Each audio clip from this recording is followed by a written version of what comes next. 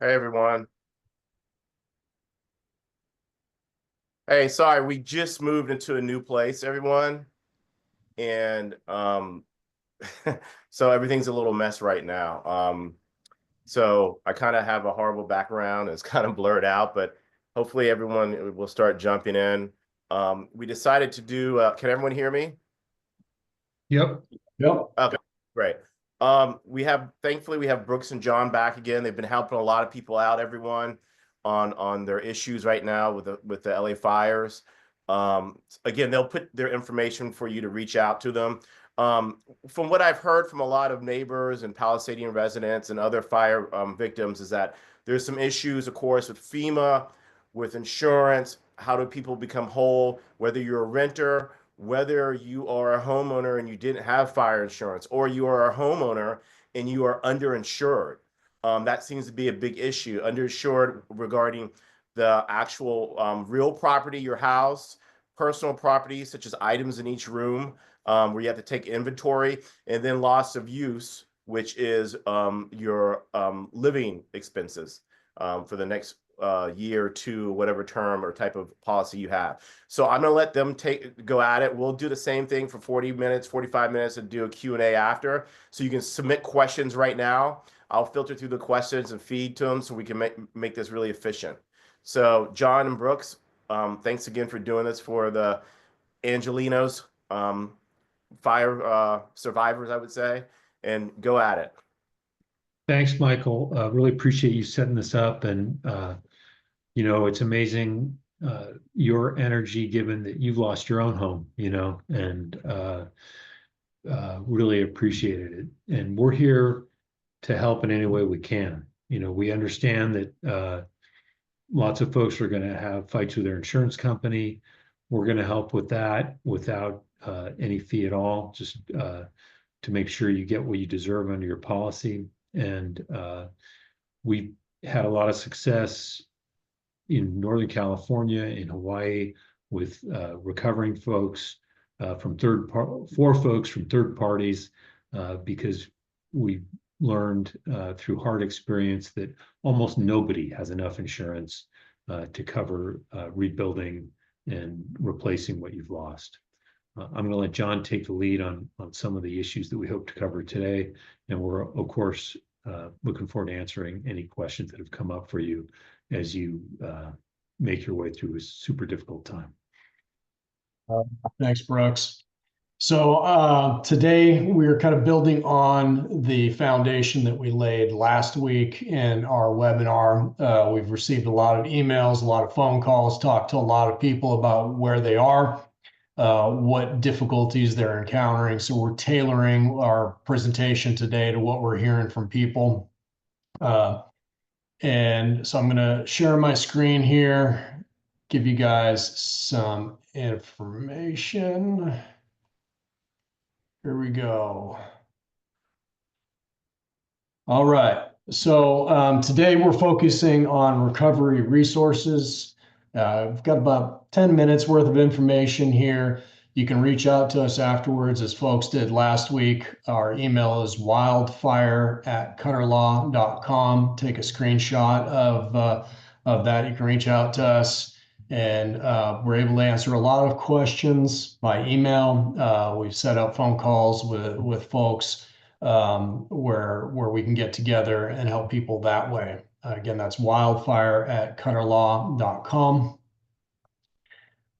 So first kind of basic building block thing that we find helpful for a lot of people is establishing a reliable contact, right? Having an email address that you can use reliably to get electronic communications from your insurance company, from FEMA, from the various entities that we're going to share some information about as we go through the presentation today.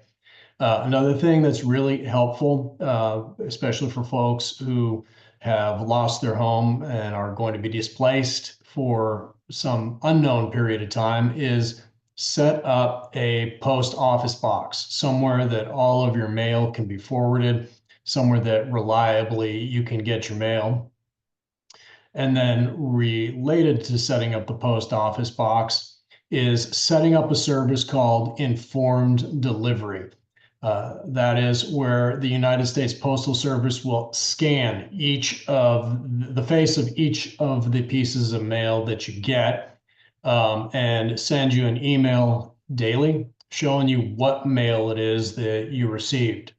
There have been some folks that we've been able to help with informed delivery where they could prove that they never, in fact, received certain communications, and that ends up being really important. So this is important for you, one, as a matter of information. What mail are you getting? When are you receiving communications from your insurance company, FEMA, and others? And then also just to be able to document it in case you need to. And when you're dealing with insurance companies, when you're dealing with the government, it's helpful if people don't just have to take your word on it. They can look at the informed delivery, they can look at the photographs of what you received, and you can prove what you received or didn't receive and when. Some of the other questions that we're getting from folks are, all right, so where do I start? What information do I need to request from my insurance company? A lot of you may know this, but the simplest place to start is ask your adjuster, ask your insurance company for a complete copy of your insurance policy. You may not need it straight away, but eventually at some point you very well may need it, and it's good to have that at hand. Next thing you want to do is you want to get a copy of the declarations page. That's just a single page where you can look to see what are your individual coverages, how much are you entitled to under your coverage.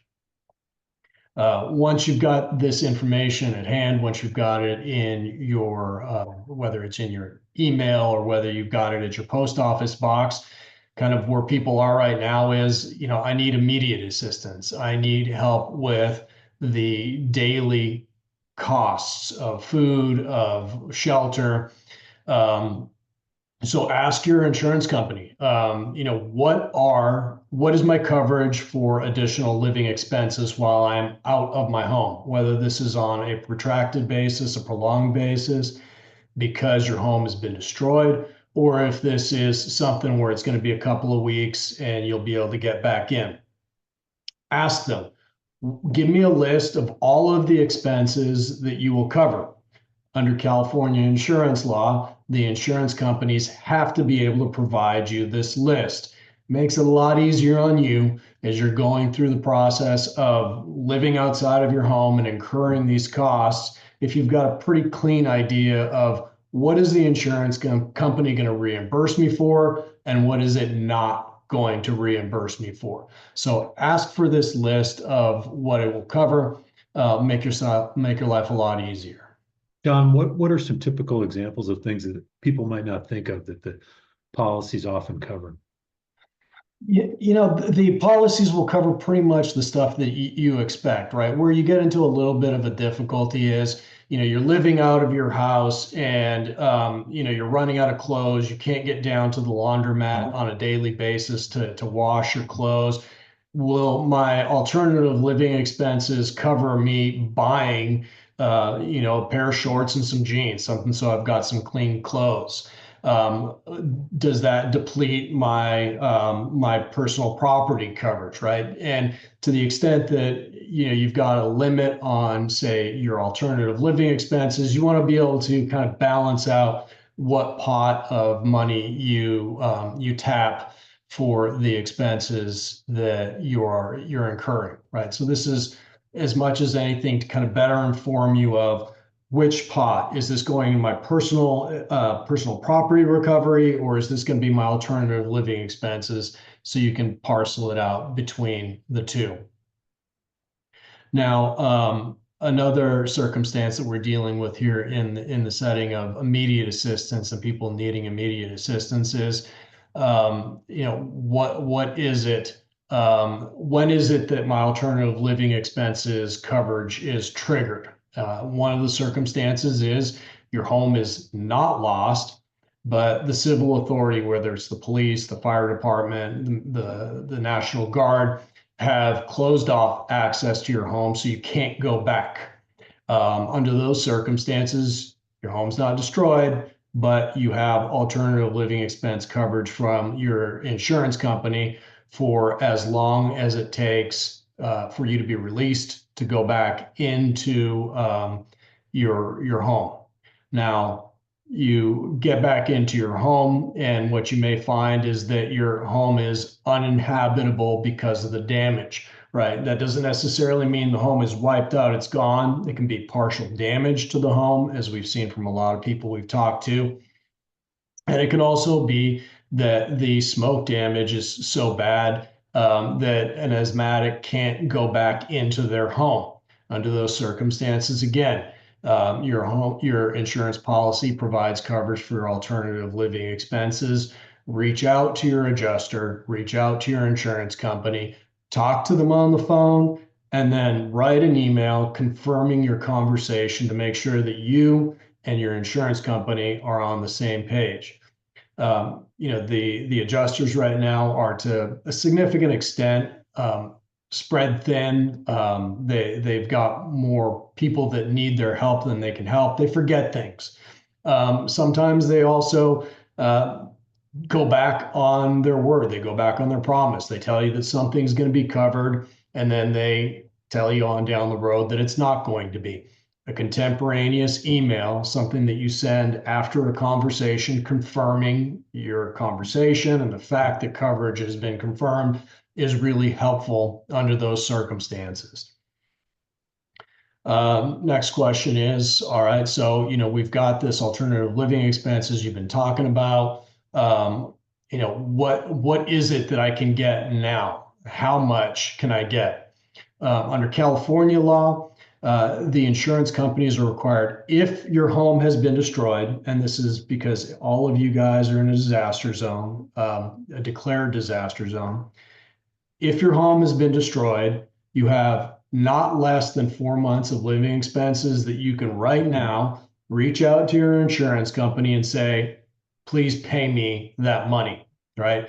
You don't have to go week by week, month by month. You can get a block of 4 months paid to you right now by your insurance company if you just reach out to them and provide documentation that your home has been completely destroyed. Now, this extends beyond the alternative living expenses coverage into your contents. If you are one of the people unfortunate to have had their home destroyed completely, I'm sorry. What immediate assistance you can get because of that from your insurance company is you can get 30% of your personal property limits up to $250,000 tendered to you, paid to you by your insurance company when you make the request, and they've got to tender that to you, give it to you within 30 days. And the important part of this is, one, they got to give it to you within 30 days. And two, you don't have to go through the process of putting together your inventory in order to get this advance on your personal property coverage. In other words, you don't have to do that painful, slow process of going through each room, figuring out what did you have in each room, how much of everything did you have in each room. That's for later. Now, if you do go through this process of getting the $250,000 or 30%, that is does not prevent you from later on down the road, after the dust settles and you've found a place to lay your head at night, it doesn't stop you from getting the rest of your personal property coverage by submitting an inventory. And one thing that we discussed last week is that we have vendors that we work with, vendors that help us and our clients put together an inventory. When my family went through the fire loss, it took us 14 days at 2 hours a day of 5 people crowdsourcing to put together the inventory. It's a slow and painful and emotionally draining process. We can help you with that on down the road. Also, just worth mentioning that as you do go through that, a lot of folks just think I have to accept the depreciated value A lot of times the carrier will excessively depreciate your property. And then, of course, commonly folks have replacement cost, and then it's whatever it costs to replace with like, kind, and quality. So that's really your best bet for being made whole is to go out and replace those lost items with an updated, newer, brand new item. And they have to cover that cost, even if it's more expensive than what the original item cost. Yeah, and you raise a good point there too, Brooks. That kind of reminds me of the State Farm class action that you fought for 10 years, where you got State Farm to step up and handle the depreciation properly. Unfortunately, sometimes the insurance companies don't do the right thing, and they don't pay you what you're entitled to under your policy. And it takes a decade of a dedicated attorney who's all grit and no quit, following the insurance companies and forcing them to do the right thing. And most people, if you don't have somebody looking over the insurance company's shoulder, and you don't have somebody who makes sure that the insurance company does what they're supposed to do, how's somebody who's not an insurance professional going to spot that the depreciation is being handled wrong? So that's something that helps to have an attorney on your side to look over the insurance company's shoulder and make sure that they do that right. Hey, John and Brooks, there's a relevant question here. If I can just interject right here. Yeah. From one of our attendees, the question is it 30% of property limits or 30% of coverage A?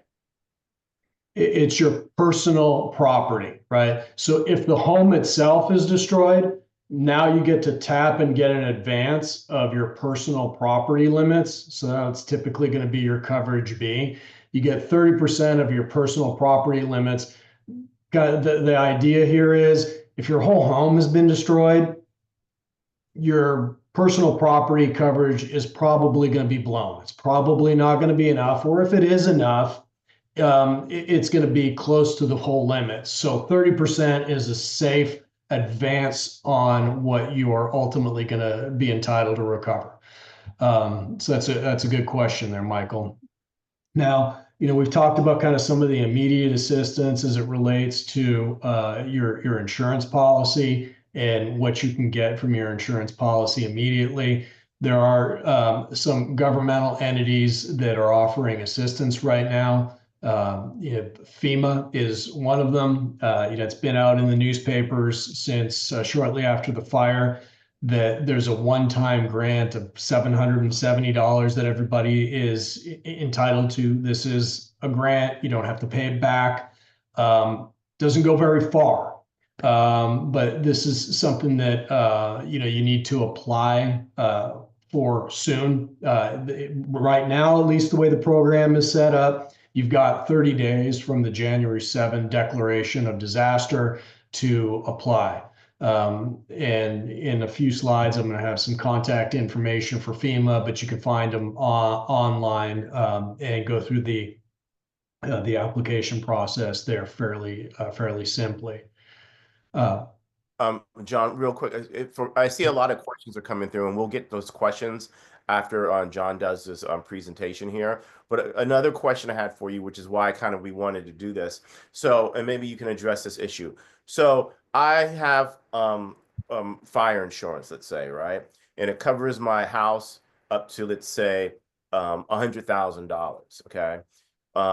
But to build a new house, it's going to cost $200,000, right? With new materials and the demand.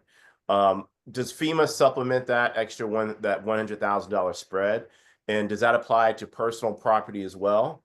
How does all that work? That's that's one of the things that people want to know. Like, where can I make myself whole here? Because I'm not covered by my insurance for everything, but will FEMA compensate there? And then that type of thing. Yeah, and so right now, what we do know, Michael, is the way that the program is structured presently with FEMA. FEMA is offering up to $43,600 in housing assistance, and that's kind of broken into a couple of different pots. They will offer up to 14 days of hotel cost reimbursements. They'll offer rental assistance reimbursement.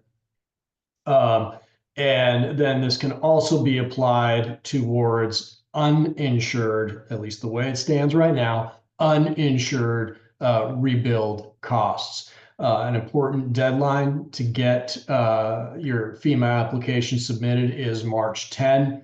You want to make sure that you get your FEMA application submitted timely so that you can get in line to receive those limited FEMA funds, that $43,600 in housing assistance.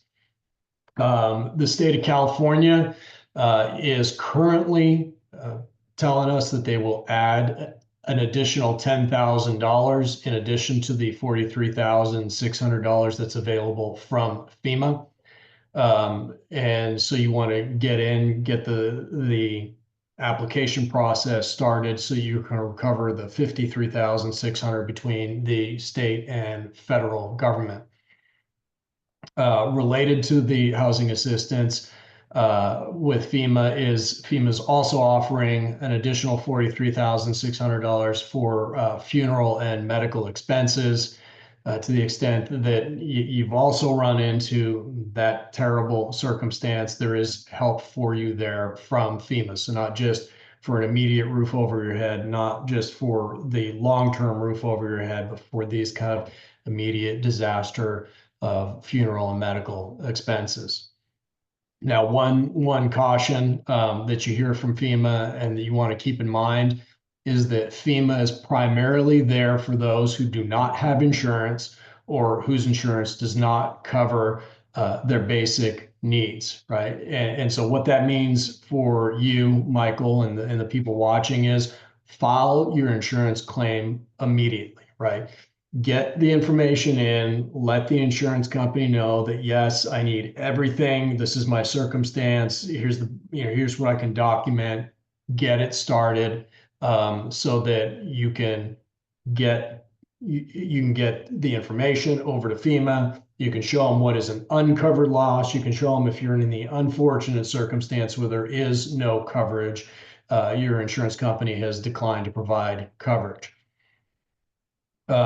So I promised you that I would provide some information about applying for your how to contact FEMA. I think kind of in today's age with the World Wide Web, most people have this information, but in case you don't, your FEMA claim, you can file it on disasterassistance.gov and go ahead and take a picture of this slide, have it handy. Phone number is 800-621-3362. And there are also disaster recovery centers where you can go locally. And there's on FEMA's website, fema.gov. You can use the disaster recovery locator and it'll show you the closest disaster recovery center where you can go and get in-person help filling out your application, submitting the additional documentation. Now, one thing that I have heard from people is that the disasterassistance.gov website is actually fairly usable. It's fairly easy to do the application and then upload documentation, supporting documentation to your particular file. So, documentation about what my insurance is not covering, the extent of uncovered losses, all that stuff can relatively easily be submitted to FEMA. Yeah, to the extent that folks are seeing, lawyers advertising to be your FEMA lawyer, I mean, we think you probably don't need a FEMA lawyer, and certainly shouldn't be paying for one. Yeah, the FEMA process is not adversarial. It's not designed to be adversarial. The coverage, although very helpful, it's not like dealing with an insurance company where it can be fighting tooth and nail to get just the basics of what you've already paid for. You don't really need an attorney to help you with that. Another helpful resource is the Small Business Administration. And again, this is an online application, and you can very easily link to it from lending.sba.gov. And then you'll search for your particular disaster, and there's the application process. Small Business Administration, these are loans. Unlike FEMA does not have to be paid back. The Small Business Administration provides loans for business and, to a certain extent, rebuild costs. They're low interest loans. They're relatively low paperwork, loans, but they do have to be paid back. So that's the difference between Small Business Administration and FEMA. Another resource that is very helpful for short-term housing needs is the Hotel Association of Los Angeles. This is the association that represents the hoteliers, and they've come together and made an online spreadsheet where they keep track of what hotels have availability of rooms, and then special rates for fire victims, something where the community's coming together and helping fire victims like you guys while they're in this recovery phase. And certainly nobody has money set aside for a disaster like this. So with that, I think, Michael, we're ready to go into a question and answer session. Again, the easiest way to contact us, and I'm going to go back to the beginning here of the slideshow so that you can snap a picture of this, is you can reach out to us at wildfire@cutterlaw.com, wildfire, WILDFIRE @cutterlaw.com, and set an appointment to speak with myself or one of our attorneys. We also have a staff that is helping out with all the folks that need help.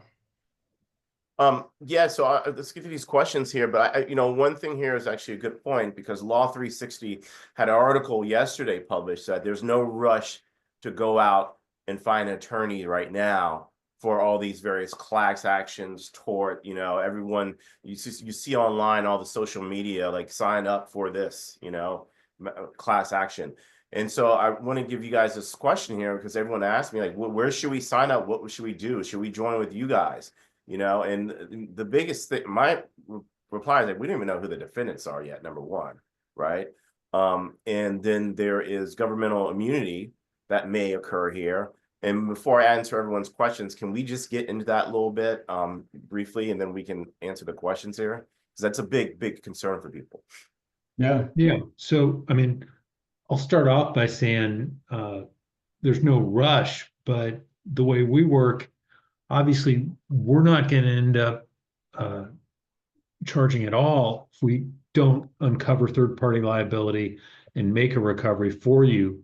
And so if you do sign up with us, you're getting our guidance, our experience and knowledge about how to best put your best foot forward when you lose your home and have suffered an incredible loss without compensate. We're not looking for compensation for that. We're hoping to ultimately hold, Southern Cal Edison and potentially other folks responsible and get you made whole beyond your insurance policy. That's really what we're trying to do. So in a sense, it's not, I don't say that it's urgent, but I think makes sense to have representation.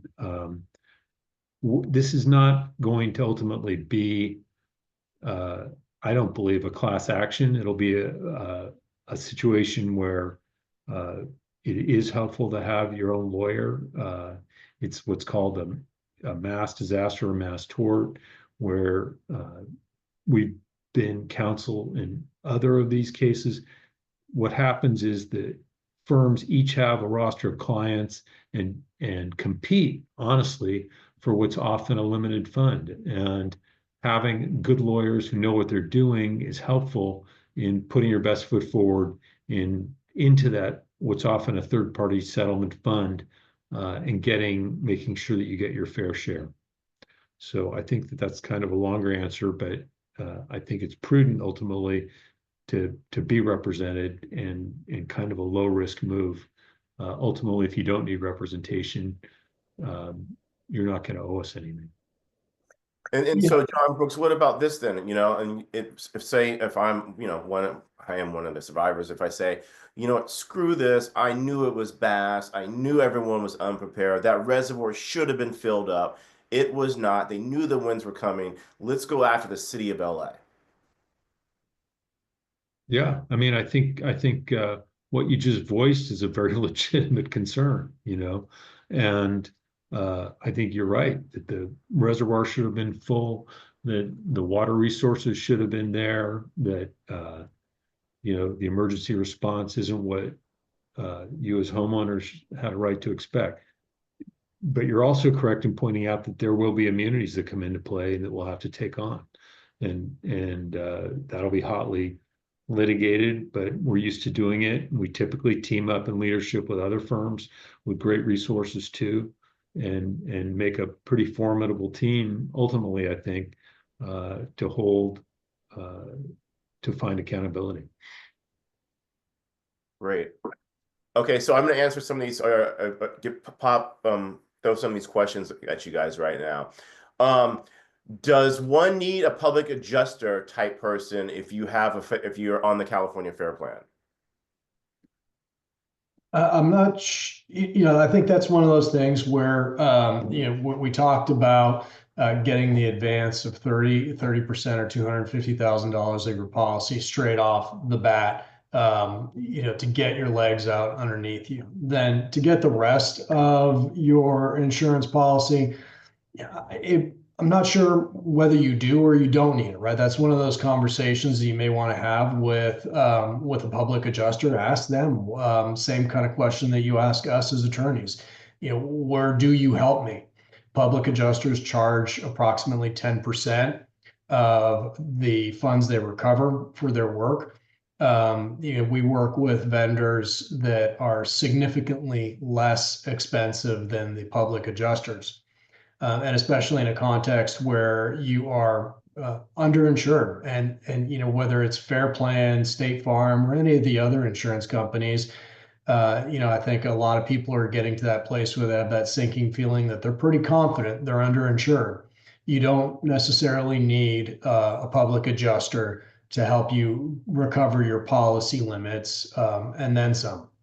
Right. And the advantage with the vendors that we work with is the first step is they get you your policy limits, and then they've done the work so that once we pursue the lawsuit, once we have established that it's Edison or whoever else it may be that's responsible for causing a fire, the work is done and we can help you recover the balance of your loss against those folks that are responsible.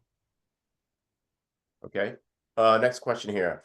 I only have hazard insurance. If insurance company offers to pay full policy coverage, even though it does not cover the total investment I have in the home remodel. The remodel was in the process of happening, but the policy did not reflect the new added value. Should I take it? So I don't know if you want to look at that one there, John. So basically, they're wondering if they should take the offer for the hazard insurance. So That's yeah, sorry. Michael, that's one where I would really want to set up a phone call with this person and dig a little bit deeper into what the circumstances are, what kind of conversations they had with their agent, their broker, the insurance company. You know, see if there's anything else that can be done. And you know, especially when you're dealing with an insurance company, the devil's in the details, right? It may be a circumstance where everybody did everything right and that's a good outcome. But I'd really like to dig into something like that and figure out if that's what's really going on here. Yeah, John makes a great point, which is that there will be cases that come out of these fires, particularly in the Palisades, where brokers may not have adequately insured folks, you know, and not given them proper advice about the kind of insurance and the amount of insurance they need. So, you know, in addition to people who actually caused the fire, there are people who put you all in the posture of being really underinsured. So we'd hate to see folks just sign off and release their rights without that conversation. So you're saying that the brokers themselves may be, when we're talking about third-party liability, they could be one of the defendants going down the road, depending on your policy and your insurance coverage. Yeah, Yeah, and the advice absolutely. you got or didn't get. Yeah. Okay. Um, so here's another question. Do I need to itemize personal property for any reason if I have a California Fair Plan? And is it necessary to itemize for any other reason, such as a future lawsuit? Yeah. So with the California Fair Plan, I'll start again. With the 30% or $250,000, you don't need to itemize for that, whether it's Fair Plan or another carrier. Above and beyond that, whether it's Fair Plan or another carrier, it's going to be your policy that dictates whether you need to itemize. And I haven't seen one yet where an insurance company is willing to pay policy limits without an itemization. So yes, Yeah, you'll need to. And then above and beyond that, as part of any lawsuit, I mean, if you're going to do the work, and it's gut wrenching work, right? You're doing an autopsy on your home to put together your inventory. If you're going to do that work, do it once and do it once forever, right? Don't put yourself through going through it once for an adjuster, once for FEMA, once for a lawsuit. Do it once and get it done, get it behind you. and Yeah. that's really one of the services that we use. Again, a much lower cost than public adjuster, but they really understand what people have in their home, which is much more than people typically realize and itemize if they do the personal property inventory form by themselves. So well worth it. And the questioner is absolutely correct that it's super handy for the future lawsuit and necessary so that we can ultimately really make you whole. And then, that's a good point here, and actually a good question, because this came up to me the other day where FEMA contacted one of the survivors or victims of the fire, and, they said, okay, you're covered. We're going to go through your inventory. And with FEMA, the adjuster, what I was told, was very quick and not detailed at all. Kind of just breezed through. Okay, so tell me about your house. Let me tell you about this room. This, yeah, no, we don't cover that. And very kind of matter of fact. And then when it was over with, the person said to me that they felt that they lost so much that so many things they hadn't thought about. So I guess one of the things is to get a checklist ready, or at least have everything inventory and be prepared, so that when you do talk to your insurance company or you do talk to FEMA, that you know exactly what's in that room. I mean, is that the case? I mean, I guess FEMA said that they could supplement later, but I don't know how that works. You've got, because there's a declared disaster, you've got 3 years, at least as it relates to your insurance company, to get the full claim submitted, right? FEMA, we talked about the shorter application window. You want to make sure you hit that March 10 window and the 30 days from January 7 window. But as far as your insurance company is concerned, one thing that you're absolutely going to have happen to you is you'll be a year and a half down the road and you'll remember something that you lost. As life starts to return to normal 2.5 years down the road, you'll continue to remember things that you lost. My family is now uh, hard to believe 7 years down the road. And every Christmas, we remember other things that we lost that we didn't put it on the inventory. So that's something that's definitely true. You've got a 3-year window with your insurance company to fix that, though. And so John, I mean, you told me once, you were on the other side as an adjuster, or the insurance side of things. Can you just let people know that adjusters pretend to be your friend, but at the end of the day, they are there to save their employer money, right? Their bonuses in the year come off how much they save money for their employer, which is an insurance company. Is that correct? Or Yeah, I mean, adjusters are people, right? I'm sure there are a number of adjusters who are burned out in this fire, who've been affected by this fire, right? And adjusters are as variable as people, but they got a job to do, right? And their job is to save State Farm and the rest of the insurance companies money.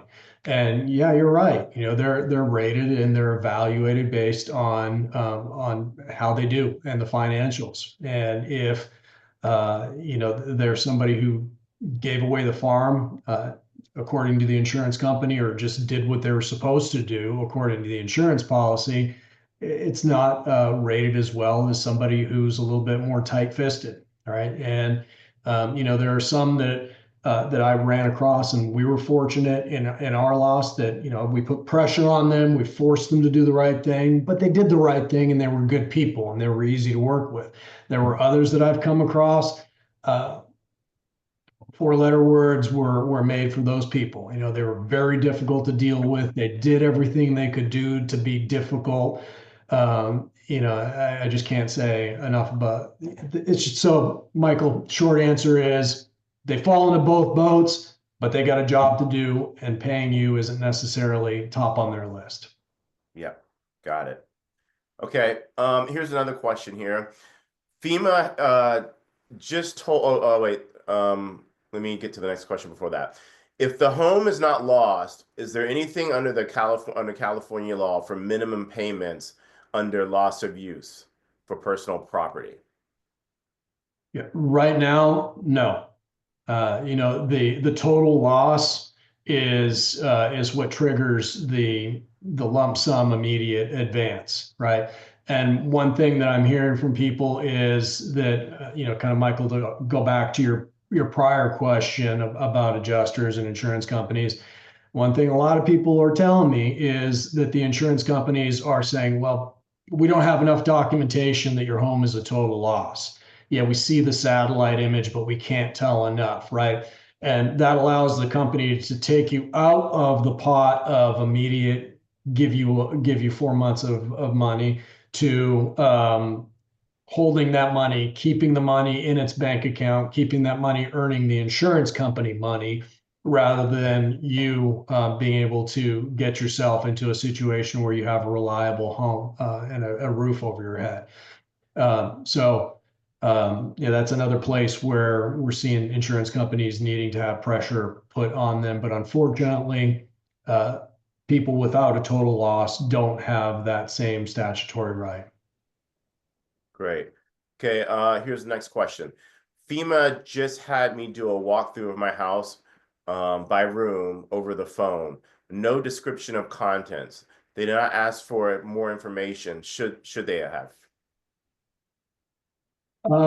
I'm not sure what the circumstance is for this particular individual, but what FEMA may well be doing is taking an individual who is completely uninsured or significantly underinsured, and saying, hey, look, you had a house that was in Palisades. Public information tells us that the home's value was so much. Probably in that home, you've got an uninsured loss or an underinsured loss that taps what we can pay you. So we just need basic information to justify paying you. Yeah, it may be that they're hitting the FEMA limit without a thorough inventory, but we're still going to want the thorough inventory for potential third-party liability. It's just not FEMA's job to collect it at that point. Great. Are there any other questions out there right now? Here's a question Here's on living expenses. Go ahead, Mike. This is my neighbor, Dorban.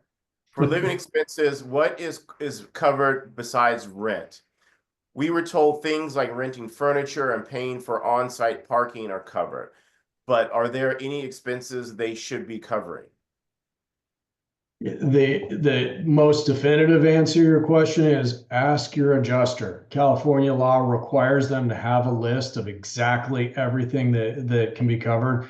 Get that list. There's no dispute. There's no headache. There's no fight. There's no nothing, right? It's on the list or it's not. Food, shelter, those are kind of the typical basic expenses that are covered. Sometimes clothing, when your clothing has been destroyed. I'm not talking about a full new closet full of clothing, but immediate shelter clothing. Get that list. That's the most definitive way, right? I can say anything here, but the insurance company is not bound by it. Get that list, they'll have you covered with that list. And if anyone's having a problem with their insurance company or their broker, you can call the Department of Insurance, the California Department of Insurance hotline. And the consumer hotline is 1-800-927-4357. Again, that's 1-800-927-4357.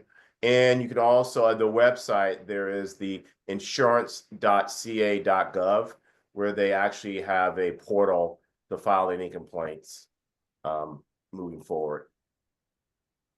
Here's another question.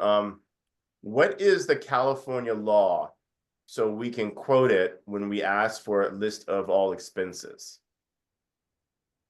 So I think you're talking about the list, the additional living expenses. Keep it easy for you. I just need the list of all of the living expenses you will cover, right? You don't have to cite a law. You don't want to miscite the code section. Just give me the list of all the living expenses you will cover. And it's their responsibility, based on just that simple plain language ask, to give you the written list. Great. Are there any other questions out there, you guys? So moving forward, I think we'll do another town hall next week on another topic. Brooks and John, any advice to people out there right now? We're in our second week after this disaster. Anything that people should be doing right now besides the insurance companies are contacting. You have FEMA. People want to get into their properties. That's a big issue because of the toxicity. I was told that you had to have a respirator mask. And basically a hazmat suit, because most of the houses, especially if it's pre-74, they do have, like ours, do have asbestos, and then all types of other chemicals. But so any suggestion about people, people want to get back to their homes and see it. Any suggestion about that? I mean, you guys went to the Maui fires. I can tell you, when we went back into our home in Santa Rosa, we had respirators and we had gloves, and we had heavy work boots on. Yeah, your description's exactly right, Michael. I mean, we weren't allowed in until after they'd done the hazardous waste cleanup, but you still have all kinds of hazards that are left from roof tiles and otherwise. So just don't let your desire to get in and see it jeopardize your safety and well-being. Okay. Well, here's another question. For Damon Ryan, you had a question, but it didn't. This just says question. So here's another question. Okay, you just popped it, but let me ask this one first. Are insurance companies by law required to pay for this testing? When you say testing, is this toxicity testing that you're talking about? If you want to, yes. Yeah. So like asbestos testing and everything. Yeah. So and this, Michael, will go back to something we touched on last week, and for the folks that weren't with us last week, the kind of what the trend has been on these large scale disasters is that FEMA will coordinate with the local agencies, and they'll do a large scale cleanup of entire neighborhoods, right? And so people will have the ability to opt in, decide, hey, I want the FEMA contractor, I want FEMA to contract with somebody to come in, clean up all the hazardous waste, that allows me to come in and see my home and dig through the debris in my home and see if I can find anything. And then the next layer of the debris cleanup is, all right, now everybody's been in, everybody's gone through everything. Now we need to take all of the burned out remnants off. They need to be hauled off. Huge dump trucks for months at a time come and haul the stuff off. FEMA coordinates that. And the way that they did it in these other fires, both in Southern California and Northern California, and what they're doing currently out in Maui, is people with debris coverage in their insurance policy. They opt in, they say, I want to be a part of it, and then they assign their debris coverage over to the mass scale process. People can opt out of it. I do know a few people that did that. Then they're limited to what their own insurance policy will pay for, which sometimes is as little as $20,000, sometimes is significantly more. And basically, the way that it works is you've got the coverage. Now you've got to get what you need done within that amount of money.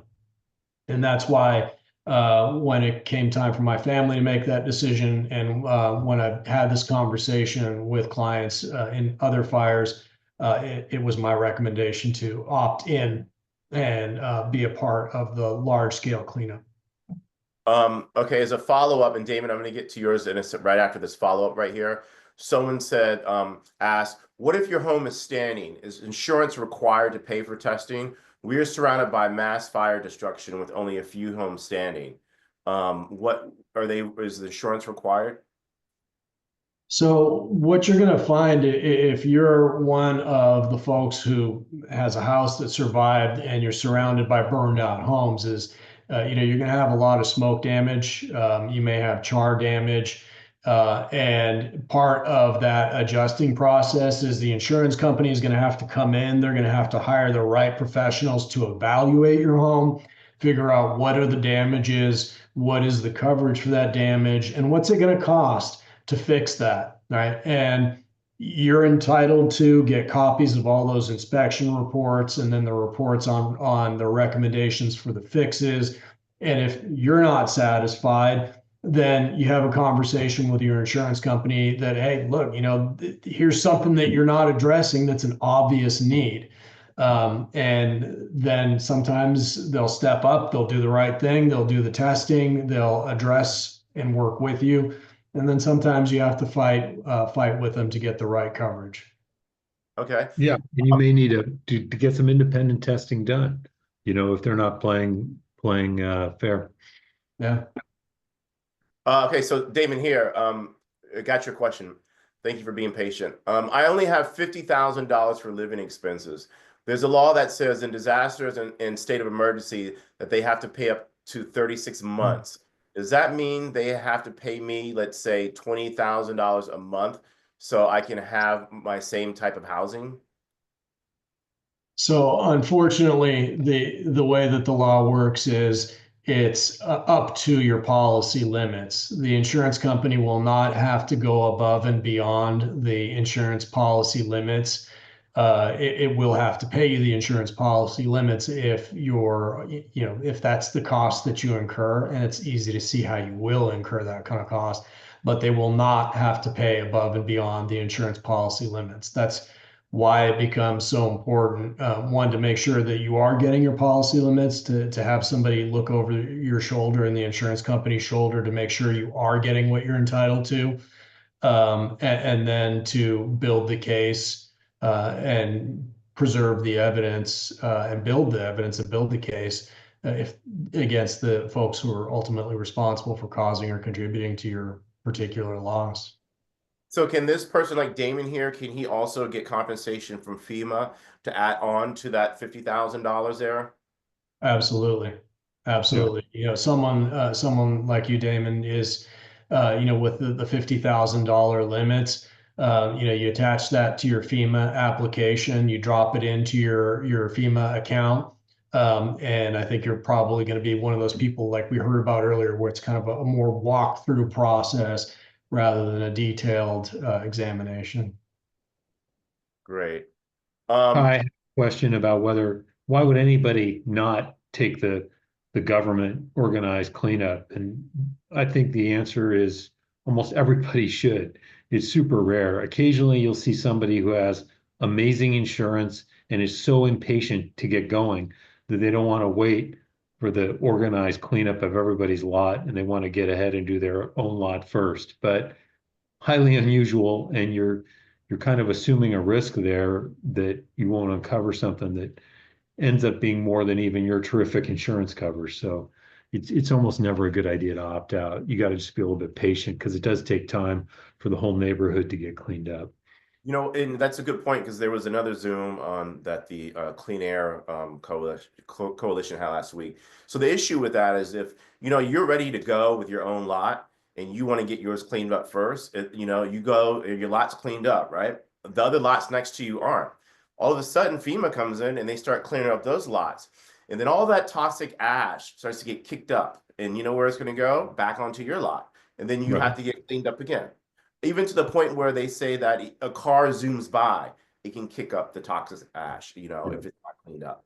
So, I mean, leaf blowers, I mean, it's pretty interesting how much it can spread. So I think that's what Brooke says in John is like, be patient with the process, work as a team, maybe your block or your neighborhood with FEMA and do it at once. And I think in the long run, that will actually be more efficient and quicker. Yeah. Um, Here's another thing that Damon asked too, regarding debris removal from FEMA County, can we hire a company and they can pay the contractor or reimburse us? Because I heard FEMA and LA County clears a lot more than you want. They take out foundation, all the underground utilities. Yeah, you know, the foundation is going to need to come out, right? The fire damages the concrete. The foundation is no longer sound to put a house on top of. You know, you're going to be hard pressed to find a contractor who says, "Yeah, I'll put a house on top of that foundation," right? Ultimately, you know, it's been our experience seeing quite a few of these that what they take is pretty fair, is a pretty fair estimation of what needs to be taken. And there's really not anything in a total loss situation that you can salvage that any contractor is going to build on top of. So, and a follow-up here to Damon's question, and there's another question is that, so how does this work now? Okay, because we're out, they're going to let us back in, but how do we, maybe there's like some tiny little trinket or memorabilia we want, right? You know, we get our rubber gloves and a hazmat suit, but there's something special. We want to look in and see if there's something there still. How do we do that before FEMA comes in and starts bulldozing your property? It's going to take FEMA quite a bit of time to arrange the contracts, the contractors to arrange the manpower to get the dump trucks to figure out where they're going to take things. It's not going to be something where you know, where you're being rushed through it. Not because FEMA is being sensitive and kind to you and your feelings, but because that's just the logistics of the situation, right? So you're going to have ample time to go through the ashes of your home and try to find anything that you can. And we've generally seen FEMA give notice, right? That Absolutely. we're going to be getting to your lot in this time period, you know. Yeah, FEMA definitely has published in all the fires where I've seen this, they've published a schedule. There's, you know, it's well publicized, it's online, it's at the properties. They've got, you know, areas broken down into zones, and they can tell you with a pretty good degree of precision when they're going to be to your particular lot. There's already, and for the Palisadians, there's already been, if you follow Palisades Recovery on Instagram, you know, most of the houses have been red tagged. You can see them in the videos. Ours was red tagged, and our water was still running. That wasn't shut off yet, so hopefully it is now. Okay, from Nicoletta, what are the chances that FEMA is going to increase the amount so that the ridiculous $43,000 that is in place right now is supplemented? That's all going to be the political process, Migueletta. You know, some of the disaster open town halls that we've attended, you know, they've been attended by both the state level and federal level representatives.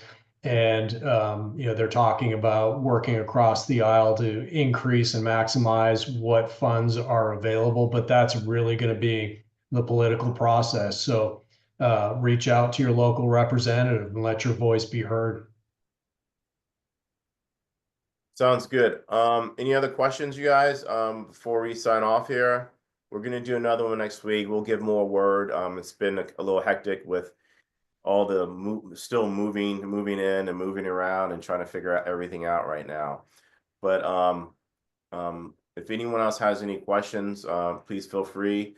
always reach out to Brooks and John right there, wildfire@cutterlaw.com. I'm sure down the road there will be, for what I do team up with Brooks on whistleblower lawsuits. So, that will come down the road there. And anything else, Brooks or John, in terms of words of encouragement? Yeah, look, we're here to help you get through this, and we've been so impressed with the way everyone has been approaching, and the teamwork and the way the community's pulling together. And we just want to be whatever small part we can in helping you guys move on and rebuild.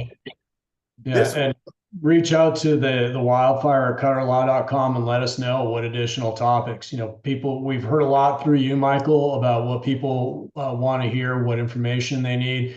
We've heard a lot from our own website, our own email address about what people need. Reach out. That's the best way to get what you need. And this other came up from another friend who had rental property. So what happens? Where do you go if all of a sudden, you had the insurance? Everyone's talking about homeowners or renting residential. What if it's commercial property? What happens there with your insurance policy? Is it pretty much kind of the same type of policy as coverage A, B, C, and D, or how does that work if you own rental units and the apartment building's gone? What do you do about that?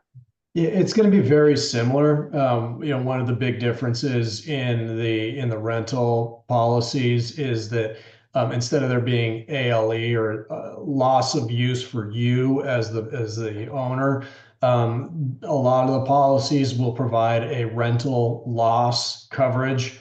So that is coverage that you may have, and it can help offset the cost of you got a mortgage on a property that was a rental, it was covered and it was profitable. That's a coverage that you very often have there. Typically, a rental policy will not cover personal property.